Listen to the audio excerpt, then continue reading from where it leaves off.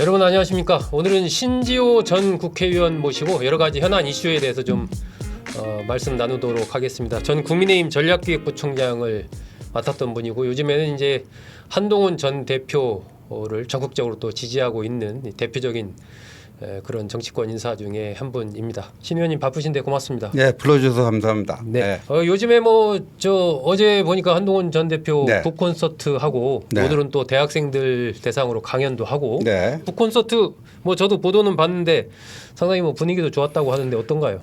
예, 그 200석이 이제 좌석에 한정돼 있었는데 그 응모한 분들, 신청한 분들 추첨으로 뽑았어요. 추첨으로 뽑았어요. 근데 신청자가 많아서. 예. 근데 신청하신 분들은 뭐 1,500명이 넘었다고 하는데요. 네. 이제 200분뿐이 못 뽑아갖고. 그중에 경쟁률도 7대1, 8대1 됐네요. 예.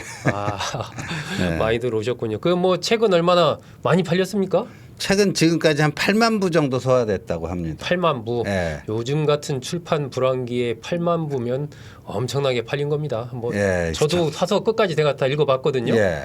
근데 요즘에는 뭐 500부 찍어도 사실 팔리기가 쉽지 않은데. 그렇죠. 그 한동훈 대표도 굉장히 고맙게 감사하게 본인이 참 복이 많은 사람이다 이런 얘기를 합니다. 내가 복이 많은 사람이다. 네. 뭐 하여튼 여러 가지 자세히 언론에서 보도는 안 했지만 제가 쭉 읽어보니까 나는 이런 사람이다, 한동훈은 이런 사람이다, 뭐 이런 얘기도 좀 여러 가지 쓰고 네. 계엄 관련된 그 국면에서의 본인이 느꼈던거나 그 행동했던 거 이런 거 또 정책도 나름대로 좀 네. 쓰고 뭐 어쨌든 정치에 관심 있는 분들, 시사에 관심 있는 분들은 읽어볼 만한 한 책 아닌가 네. 하는 생각이 듭니다. 신지호 전 의원 잠깐 소개 좀 드릴게요. 63년생 서울에서 태어났습니다. 경기고 연세대 경제학과 졸업하고 일본 개요대에서 정치학 박사학위 받았고요. 삼성경제연구소에서 근무도 했었고 자유주의 연대를 만들어서 대표를 또 지냈습니다. 18대 때 도봉갑에서 국회의원을 지냈고 연세대 개원 교수 지내시고 국민의힘 전략기획부총장 지내시고 이렇습니다. 아무래도 이제 한동훈 전 대표 관련된 질문 중심으로 좀 드릴 수밖에 없을 것 같은데 최근에 제가 이제 그 여론조사 지표들 이렇게 보다 보니까 그 NBS 조사, 뭐 갤럽 조사 등등등 해서 이제 정치인들의 비호감도 이런 걸 따진 걸 보니까 한동훈 전 대표에 대한 비호감도가 이 국민의힘 이른바 대선 주자들 중에 상당히 높은 편이고 특히 대구 경북에서 비호감도가 뭐 그쪽에서는 1등이에요. 거의 지난번에 그 14일 발표한 갤럽 조사 보니까 68% 정도로 나왔던데 왜 이렇게 비호감도가 높다고 보시는지 그리고 그렇다면은 어떻게 그걸 좀 극복하려고 생각을 하시는지 궁금합니다. 그러니까 비상계엄이 발발하고 나서 거의 그 직감적으로 이 비상계엄은 반드시 막아야 되겠다. 네네. 반드시 막아야 되겠다. 그날 12월 3일 날. 12월 3일 계엄의 밤에 그 판단은 그래야 보수 정당이 살아날 그 공간이 열린다. 네네. 그렇게 안 하면 문 닫아야 된다. 계엄을 오히려 앞장서서 막은 당이 되어야지만 이 당이 배출한 대통령의 부당한 계엄을 그 당이 앞장서서 막았다. 이렇게 돼야지만 이후 보수 정당이 생존해 나갈 수 있는 그 공간이 생긴다. 이런 판단이었고, 근데 그 이후 이제 대통령께서 처음에는 뭐 이선 후퇴하고 임기 단축, 뭐 이런 당의 내 거취를 일임한다 했는데 좀 마음이 바뀌셔가지고 12월 7일에는 당에서 알아서 해달라 했는데 닷새 후에 12월 12일에는 그렇게 못하겠다. 뭐 난 탄핵이든 뭐든 당당하게 맞서겠다 하면서 이제 질서 있는 퇴진이 무산되면서 탄핵 소추로 갈 수밖에 없었는데 한동훈 대표는 그래요. 그때 이미 계엄을 앞장서서 막고 불가피하게 이제 탄핵 소추에 찬성할 수밖에 없는 근데 당원들로부터는 엄청난 미움을 받을 수 있겠구나. 당대표에서도 쫓겨날 거고 당원들로부터 엄청난 미움을 받을 수밖에 없겠구나. 그걸 한 전 대표도 어느 정도 생각을 그렇게 마음 생각을 당시 그걸 했다는 거죠. 그렇지만 그래도 공인으로서 어떤 판단을 더 먼저 해야 되는지 예, 그래서 굉장히 가슴 아파했어요. 그 12월 16일에 예. 대표직에서 물러나면서 퇴임할 때도 탄핵으로 인해서 마음의 상처를 받으셨을 우리 지지자분들께 네. 송구하다 이런 표현을 썼고 네. 그 이후에도 계속 그 마음이 있죠. 그 마음이 있고 그래서 저는 미움 받을 수 있는 용기도 필요하다고 그러잖아요. 예. 일정하게 어쨌든 예상했던 일이고 그럴 수밖에 없는 상황이 네. 됐다. 그렇다 하더라도 어쨌든 뭐 현 단계에서 그게 이제 지표로 나오고 있는 상황이고. 예. 그러면 그것을 우리가 좀 어떻게 극복해야 될까? 이번에 이제 국민이 먼저다 책에도 보면 윤 대통령에 대한 어떤 뭐라고 할까요? 좀 미안한 감정, 인간적으로 이런 것들을 표현하면서 하지만 정당의 대표 공인으로서는 이런 결단을 할 수밖에 없었다라는 이게 그 약간은 뭐라고 할까요? 두 가지 스탠스를 이렇게 좀 같이 갈고 가려는 게 좀 느껴지던데. 그렇죠. 오늘 그 MBS 전국 지표 조사가 발표가 됐는데 전주 대비 전주에는 한동훈 호감도가 25였어요. 네네. 근데 오늘 발표된 거는 32로 그러니까 활동 재개하고 책에도 당원들에 대한 그 미안한 네네. 심정, 네. 안타까움. 그다음에 몇몇 인터뷰를 통해서 또 북콘서트나 이런 걸 통해서 그런 마음들을 좀 전하고 그렇죠. 거리 나선 분들한테도 고맙고 예. 미안하다 뭐 이런 얘기도 하고. 그러면서 이제 조금씩 좀 이렇게 눈 녹듯이 조금씩 개선되고 있는 게 아닌가 싶고요.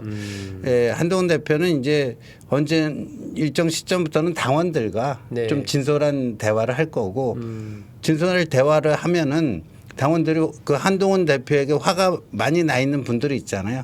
그분들이 그냥 스스럼 없이 본인들이 느낀 한동훈 대표에 대한 서운함을 넘어서 네. 당신 그러면 되느냐 예. 뭐 이런 그 감정들도 그냥 직설적으로? 가감 없이 얘기하고 거기에 대해서 한동훈 대표가 또 본인이 그 느꼈던 안타까움과 또 하여간 이 우리 지지자분들에게 실망시켜 드린 건 맞잖아요. 네. 자기의 선택이 옳았다 할지라도 옳고 그름을 떠나서 떠나서 그걸로 이 당을 수십 년 동안 눈이 오나 비가 오나 지지해주고 뭐 했던 분들의 마음의 상처를 안기게 된 거에 대해서는 거기에 대해서는 뭐 또 송구한 마음이고.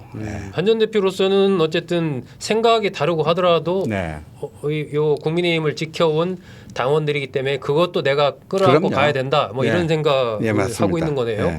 그러면 결국 신 의원님 말씀대로라면은 그러한 부정적인 비호감도는 시간이 가면서 그리고 직접 당원들과 만나는 이런 과정을 통해서 좀 개선되지 않겠느냐. 네, 저희는 그런 희망을 가지고 있고 예. 또 어느 정도는 그렇게 될 거라고 봅니다. 그러니까 왜냐하면 저희 당 당원 분들이요. 네. 그렇게 야박한 분들이 아니에요.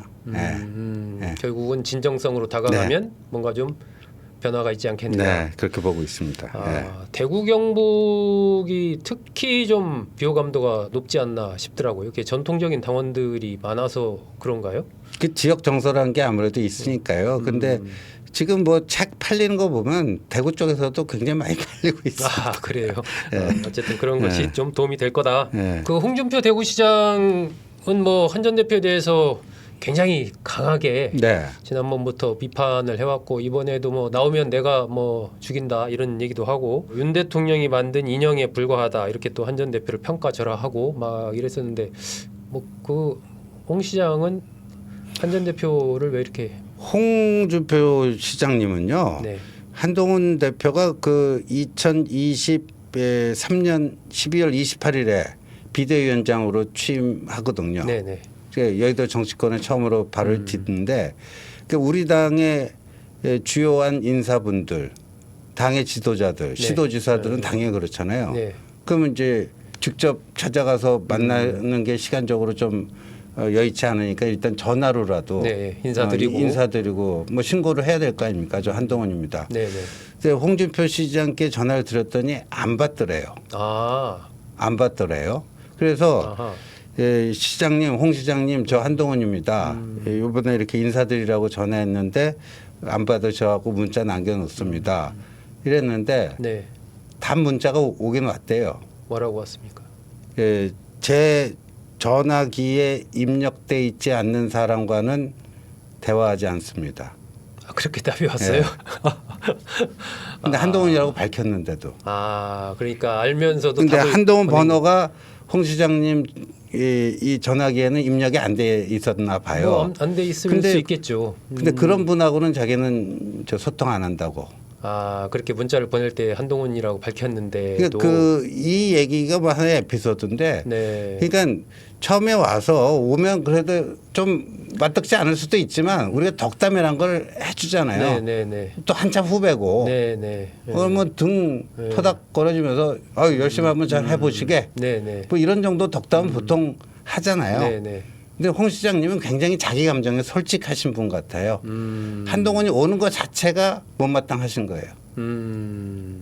이유가 뭘까요? 특별히 뭐 두 분 사이에 악연이 있고 그런 건 아닐 텐데 과거에 수사 관련된 그런 것 때문에. 그게 아니고 이제 홍 시장께서는 이제 그 윤 대통령이 그 당에 들어오는 거에 대해서도 굉장히 반대를 했었죠. 원래. 네.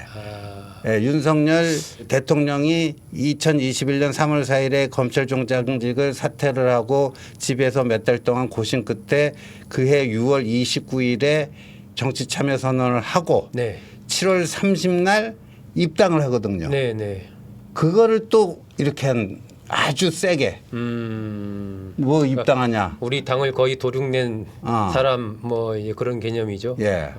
같은 맥락이라고 봐야 되겠네 결국. 근데 어쨌든 여기는 이제 현직 대통령 되고 나서부터는 이제 윤 대통령에 대한 태도가 바뀐 거고. 윤 대통령이 어쩔 수 없지만 한동훈까지는 안 된다. 뭐 이렇게 더 이제. 그렇죠. 그러니까 이제 그 용병이라는 표현을 자주 쓰잖아요.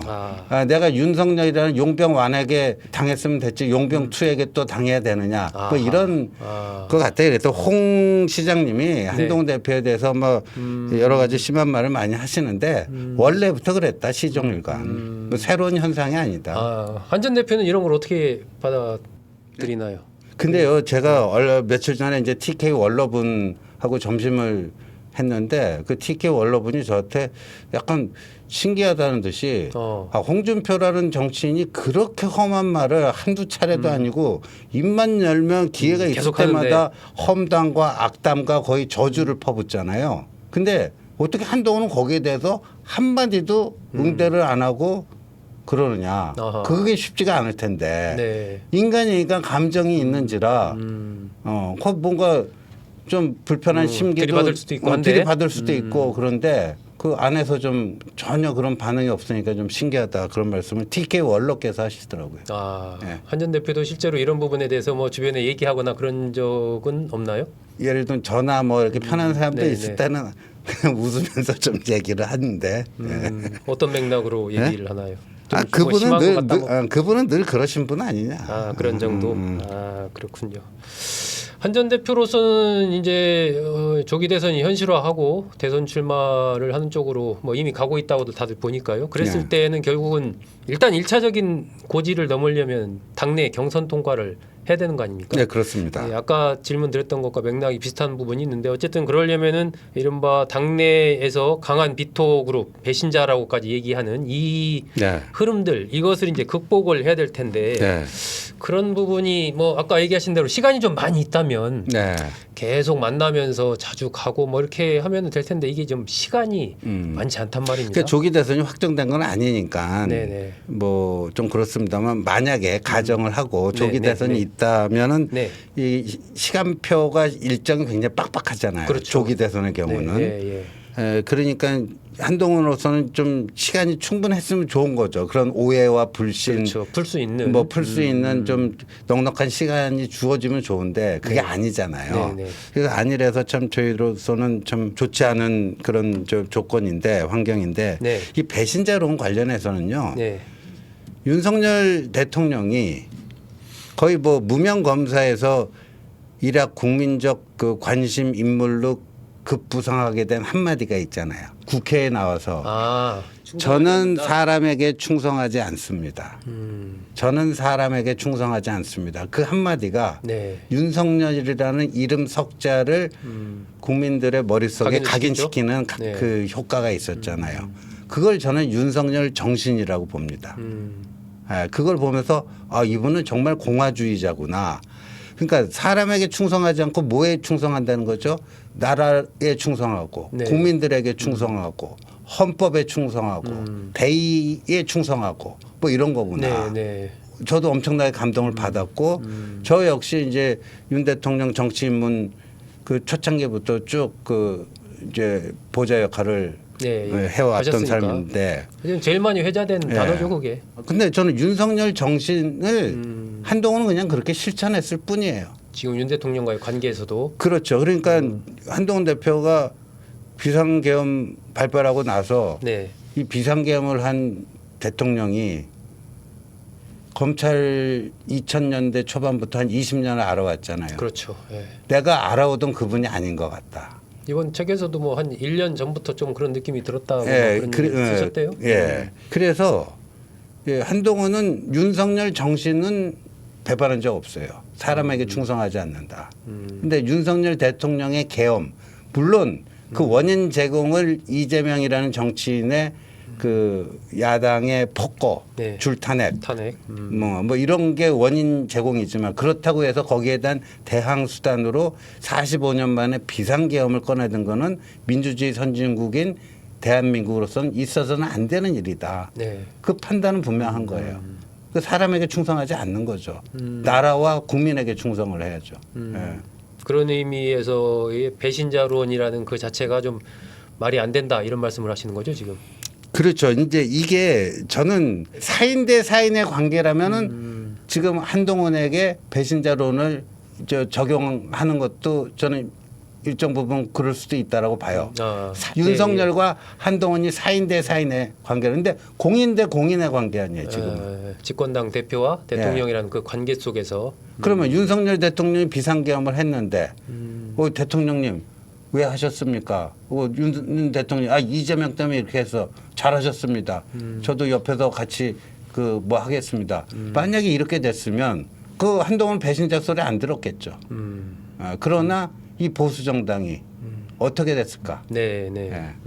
그런 측면에서 봐야 된다.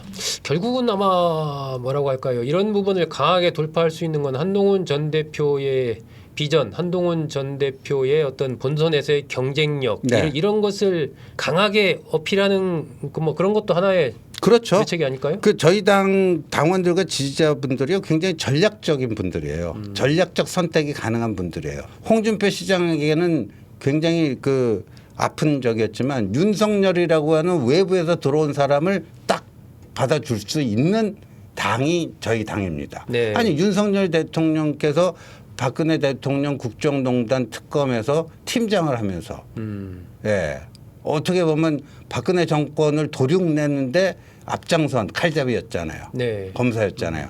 그 윤석열이라는 인물을 이재명을 꺾고 5년 만에 정권 교체를 하는 도구로서 저 사람이 제일 낫겠다 하니까 그걸 받아준 거예요. 저희 당은 그런 당입니다. 네. 열려 있는 당입니다. 네. 한 전 대표가 뭐 이런 측면에서 그 과거의 수사나 기타 등등 이런 거에 대해서 어떤 사과를 한다든지 혹시 그런 생각도 좀 갖고 계신가요? 그러니까 그 자신의 선택에 대해서 계엄에 앞장서서 반대하고 오히려 이재명 대표는 국회 진입했는데 잡혀갈 바가 숲속에 숨어 있었잖아요. 숲속에 숨어 있었다 본인이 다 자백을 했잖아요. 그래서 요새 이재명 대표 별명이 뭔지 아세요? 숲재명이에요. 숲재명. 그래요? 네. 근데 오히려 여당 대표가 제일 그 위험을 무릅쓰고 앞장서서 이재명 대표는 저기 표결하기 직전에 들어왔어요. 기사 보면 뭐 2분 전에 2분 전에 들어왔는데 한동훈 대표는 의원도 아닌데 1시간 정도 그 본회의장에 계속 있고 그 상태였습니다. 네. 그 과거에 어쨌든 뭐 그 부분을 떠나서 그 과거에 그 국정농단 수사를 하거나 이제 그 당시 이제 그런 수사 당시에 여러 가지 그 역할을 했던 그런 것에 대해서 국민의힘 지지자나 이런 분들한테 뭐 메시지를 그런 사과 메시지를 낸다든지 뭐 그런 혹시 계획 수사와 관련된 건 아닐 것 같고요. 아하. 그러니까 본인의 선택과 판단은 지금도 후회하지 않고 그럴 수밖에 없었다라고 보는데 그게 결과적으로 당원들과 지지자들에게 아픔을 준 데 대해서는 인간적으로 미안한 마음을 이미 좀 몇몇 인터뷰를 통해서 전하고 그렇죠, 있고 그렇죠, 앞으로도 계속 이 진정성을 가지고 꾸준히 메시지를 그 메시지를 낼 것이다. 네. 자, 그리고 이제 헌법재판소의 윤석열 대통령 탄핵 심판 선고 지금 봐서는 뭐 다음 주 13일, 14일 요때쯤 나올 가능성이 크다라는 보도들이 많이 나왔는데 그 많은 분들이 야 이게 결과가 어떻게 나오든 선고 이후에 우리 사회가 극단적인 갈등이 좀 지속되지 않을까 그리고 우발적인 어떤 폭력 사태나 네. 이런 게 또 발생하지 않을까 이런 염려하는 시각 또 있는데 그 신 의원님은 어떻게 그 결과가 나오면 우리 국민이 무조건 다 거기에 승복을 좀 해야 된다고 봅니다. 그렇겠죠. 그 3.1절에 이제 반탄 찬탄 집회 또 세대결이 있었잖아요. 근데 우리가 1919년 3.1절은 뭐죠? 대한독립 만세를 외쳤는데 남녀노소 지역 성별 그다음에 어떤 이념 종교를 초월해서 이 나라가 똘똘 뭉쳐서 하나가 돼가지고 하나가 돼서 대한독립 만세를 외친 거 아닙니까? 대한독립이라는 게 대한제국으로 돌아가자는 게 아니라 새로운 민국을 만들자는 거 아니에요? 그렇죠. 공화국 만들자는 거죠. 새로운 민주공화국을 만들자고 하는 그 엄청나. 근데 거기서 종교를 초월해서 좌우를 초월해서 그렇게 한 날이 3.1절인데 이번 3.1절은 완전히 이 두동강 나버렸어요. 그래서 그 기독교계 그 큰 어른 중에 류영모 목사님이라는 분이 계시는데 그분이 지금 한교총 회장도 역임하시고 최근에 그분 칼럼을 보니까 이제 양극화를 넘어서 한국 사회가 아령 사회가 됐다. 이 운동기구 아령. 양쪽으로 그렇게 완전히. 아령 사회가 됐다. 그 정도로 심각하다. 그 3.1절의 모습이 그거 아닙니까? 근데 다행히도 어제 기독교, 불교, 천주교를 비롯해서 우리나라 7대 종단이 헌법재판소의 탄핵 심판 결과가 나오면 존중하고 받아들여야 된다라고 하는 공동 입장문을 냈습니다. 그렇게 또 중심을 잡아주시는 종교 지도자분들이 있고 또 언론에서도 이렇게 좀 분위기 잡아주시고 하면은 오히려 사실은요 정치권이 먼저 앞장서서 그런 걸 해야 됩니다. 근데 오히려 지금 정치권이 그걸 못 하고 있으니까 이런 언론계 또 종교계에서 이 중심을 잡아주시면 정치권도 거기 따라갈 거라고 봅니다. 그러게요. 참 여야 정치 지도자들이 이런 부분에 대해서 좀 같이 우리가 따르자 이런 선언 같은 걸 하면 참 좋을 텐데 두고 보겠습니다. 지금 여론조사 흐름들 보면은 정당 지지도는 이제 국민의힘과 민주당 지지도가 어느 정도 좀 팽팽한 이런 흐름인데 정권 교체 여론은 어쨌든 꾸준히 정권 교체 여론이 높단 말입니다. 이런 여론조사 흐름을 어떻게 평가를 하세요? 그러니까 지금 그 국민의힘이 유념해야 될 게 광장의 열기와 침묵하는 다수 이게 이제 중도 무당층이 될 텐데요. 이 광장의 열기가 중도 무당층도 견인하는 광장의 열기라면 아주 좋아요. 근데 광장의 열기는 광장의 열기일 뿐이고 그래서 최근에 그 동아시아 연구원에서 서울대 강원택 교수가 책임자가 돼서 한 조사를 보면 보수를 강성보수, 온건보수, 중도 뭐 이렇게 세 층으로 나눠서 보니까 지금 국민의힘 그다음 광장의 열기는 강성보수거든요. 그 온건보수와 중도 여기는 또 생각이 달라요. 계엄에 대한 입장 또 탄핵에 대한 입장 많이 다르죠. 달라요. 그래서 이거 국민의힘이 유념해야 될 거는 그거를 다 양쪽을 다 포용을 해야지 국민의힘이 그러니까 강성보수와 온건보수 중도까지도 다 포용하고 할 수 있는 그런 당이 돼야 된다. 한 가지 그 색깔만 갖고는 안 된다. 하는 점이 분명한 것 같습니다. 그런 걸 보여주는 현상 아니겠느냐. 이제 한동훈 전 대표가 만약에 이제 본선에서 국민의힘 후보가 됐다고 가정을 한다면 대선의 구도나 이런 걸 생각하면 지금 말씀하신 대로 강성보수, 온건보수, 또 중도보수 나아가서 중도 진보까지도 포괄을 해야 그래야 이제 뭐 이길까 말까 어쨌든 싸움 자체가 그런 상황인데 그러면은 연대의 대상이 어디까지 될 거냐 뭐 이런 하나의 추측을 해볼 수가 있는데 그게 뭐 이준석 의원이라든지 또 이낙연 전 대표 또 민주당 내에 이제 비명계 이렇게까지도 뭐 보는 그런 지각도 있던데 심 의원님은 어떻게 보십니까? 예, 저는 정치 세력 간의 연대 문제는 2단계로 접근해야 된다고 봅니다. 2단계. 1단계는 당내. 당내에서 연대하는 거. 네. 그래서 제가 얼마 전부터 사자성어로 구동존이 이거를 기회가 있을 때마다 얘기를 하거든요. 네. 그러니까 아까 온건보수, 강경보수 뭐 중도 있으면 달라요. 그러니까 보면요. 계엄이 정당했기 때문에 탄핵은 당연히 무효다 이런 입장도 있고 네. 계엄은 잘못됐지만 그래도 탄핵까지는 너무 심하다는 입장도 있고 네.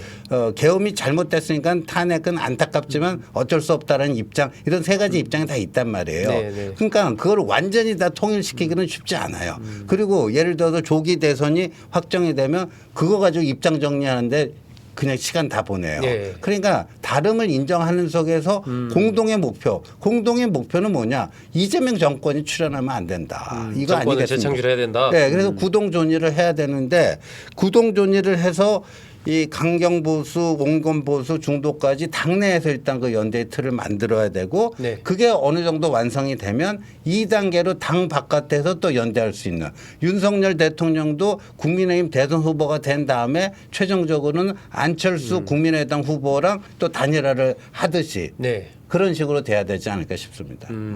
2단계도 어느 정도 그런 좀 필요성은 인정을 하시는군요. 근데 1단계가 중요하죠. 1단계가 잘 되면요. 2단계는 그냥 그 자연스럽게 이렇게 또 진행될 가능성도 있고. 1단계가 더 중요하다. 이재명 대표 어떻게 보시는지 한번 여쭤볼게요. 최근에 뭐 민주당은 중도 보수다 이런 얘기도 하고 또 여러 가지 문제가 많이 커지고 있는 것이 비명계가 검찰과 짜고 체포동의안 처리했다. 네. 이게 좀 시끌시끌한데 네. 전반적인 언급이나 뭐 행동 이런 것 어떻게 평가하십니까? 이재명 대표가 이제 3월 26일에 본인의 공직선거법 항소심 선고가 나오지 않습니까? 네네. 여기에 대해서 이미 유죄가 나오겠구나 그렇게 보는 게 아닌가라고 보는데 이재명 대표가 그렇게 생각하고 있다. 체포동의안 이 뭐 그 당시에 비명계와 검찰이 내통해서 내 등에 칼을 꽂았다. 뭐 이 얘기는 뭐냐면 26일에 1심과 비슷한 유죄 판결이 나올 경우에는 이재명을 심하게 흔들려고 그러지 않겠느냐. 그걸 미리 그때 니들 그때도 그랬지. 요번에 까불지 마. 26일 날 내가 항소심에서 안 좋은 결과 나온다고 나를 또 흔들거나 뭐 후보 교체하자고 굴거나 이따위 짓거리 하면 안 돼. 그때도 니네 그래 까불다가 나한테 결국 총선 때 다 싹쓸이 당했잖아. 뭐 이런 경고라고 봐요. 그걸 내다보고 미리 경고를 하는 거다. 네. 그렇게 보시는군요. 민주당이 중도보수 정당이다. 뭐 국민의힘은 극우로 가고 있지 않냐. 이건 어떻게 보십니까? 이거는요. 저 이렇게 봐요. 만약에 한동훈이라는 인물이 계속해서 국민의힘 당대표를 하고 있었으면 이재명이란 정치인이 이런 시도를 할 수 있었을까요? 전 못했을 거라고 봐요. 왜? 한동훈이 중도 보수예요. 그냥 한동훈 그 자체가. 네. 중도 보수고 합리 보수고 온건 보수예요. 근데 이재명이 그거를 중도 보수를 하겠다 그러면 그럼 한동훈 따라가게 하냐. 넌 정체성이 뭐야? 너 한동훈 뭐 다시야? 뭐 이렇게 될 거 아니에요. 근데 제가 얼마 전에 그 여의도에 돌아다니는 말로 쌍권, 권영세, 권성동 이 투톱 위에 쌍전, 예, 전환길, 정광훈 이 쌍전이 있다. 그러니까 이 당의 중심이 좀 오른쪽 가상 자리로 이동을 하니까 이 중도 보수 영역이 비었다 생각하고 이참에 이 영역도 한번 먹어보자고 덤벼든 게 이 이재명의 중도 보수 아닙니까? 그러니까 국민의힘을 극우로 밀어버리고 그러니까 이 중도 보수 이 영토 전쟁이라고 보거든요. 정치에도 영토가 있잖아요. 이거는 이거를 깨부술 수 있는 사람은 한동훈이 적임자다. 왜냐하면 김문수가 나서서 이재명과 중도 보수 전쟁하면 뭐 나름 할 수는 있겠지만 그 승률이 그렇게 높을 것 같지는 않아요. 근데 뭐 그림이 잘 어울리지는 않죠. 그림이 안 나오잖아요. 근데 한동훈이 당신 이재명 중도 보수요? 그래. 나하고 한번 중도 보수가 뭔지 갖고 한번 맞짱 떠보자. 오세훈 시장이 할 수도 있지 않습니까? 오세훈 시장이 할 수도 있고. 근데 저는 이제 한동훈이 제일 잘할 거라고 보는 거죠. 그렇군요. 자, 마지막으로 하나 더 여쭤볼게요. 그 이른바 이제 명태균 특검법. 네. 이게 뭐 지금 국민의힘 대선을 내다보고 뛰는 많은 분들이 관련이 있다. 그리고 엄청난 파장이 있을 거다라고 얘기를 하고 있고 그래서 특검을 하자라고 민주당에서는 얘기를 하고 있는데 이걸 찬성을 하시나요? 아니요, 반대입니다. 반대하는 이유는 뭐? 반대하는 이유는 한동훈 대표가 대표 시절부터 이 특검은 보충성의 원리에 따라서 고려가 돼야 된다. 네. 검찰 수사가 일단락된 상태에서 국민적 의혹이 여전하고 수사의 미비점들이 이렇게 노출이 되고 그럴 때는 이 특검이라고 하는 보충적인 장치를 통해서 진상규명을 한번 더 해봐야 되지 않을까 그런 건데 아하. 지금은 최대 검찰청인 중앙지검으로 이게 이송이 돼갖고 네. 지금 열심히 수사를 하고 있잖아요.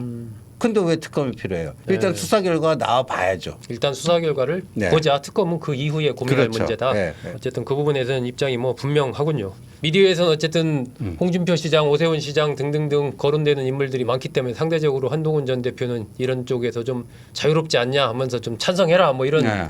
얘기를 민주당 그리고 쪽도 그렇고 하고 있잖아요. 그게 이제 이관계에 쓴다는 거 다 알죠 저희가. 그 저희가 바보가 아닌데 네. 민주당의 이관계에 넘어가겠어요. 네. 네. 어쨌든 명태균 특검법은 반대한다 그런 이유로. 혹시 뭐 제가 안 여쭤봤는데 신 의원님 꼭 내 이 얘기는 하고 싶다 그런 게 있으면 한 말씀 하시죠. 꼭 그 제가 하고 싶은 얘기를 우리 저 소 국장님이 참 쪽집게처럼 다 질문을 주셔가지고 다 했습니다. 아유 예. 감사합니다. 네. 오늘 신 의원님 하여튼 바쁘신데 나와주셔서 고맙습니다. 예, 불러주셔서 감사합니다. 여러분 예. 고맙습니다.